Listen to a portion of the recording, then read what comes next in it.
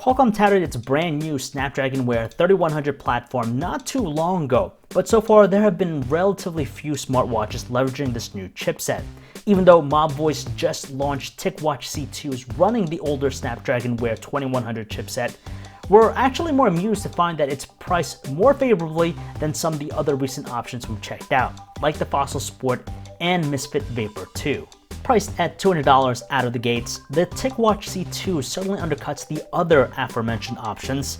It's even more noteworthy when you consider that it's packed with all the same amenities and features, like a stainless steel housing, genuine leather straps, a 1.3-inch AMOLED display, a 400 mAh battery, it has an IP68 rating, and also features NFC and built-in GPS.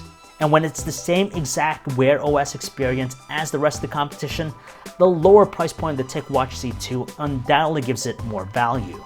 There's even a rose gold option, which is what we're checking out in addition to the Onyx and Platinum versions. There isn't anything terribly different about its design from others, but it definitely strives for a casual look. Even though the buttons on the side of the smartwatch can rotate, they don't do anything when you rotate them, but they do perform functions when pressed down. The top one naturally navigates us to the home screen or apps panel, while the bottom one launches the Tic Health app.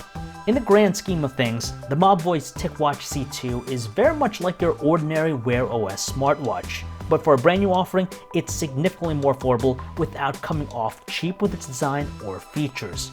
If you're not looking to spend a whole lot on a smartwatch, but still crave extensive features, the TicWatch C2 is worth a consideration.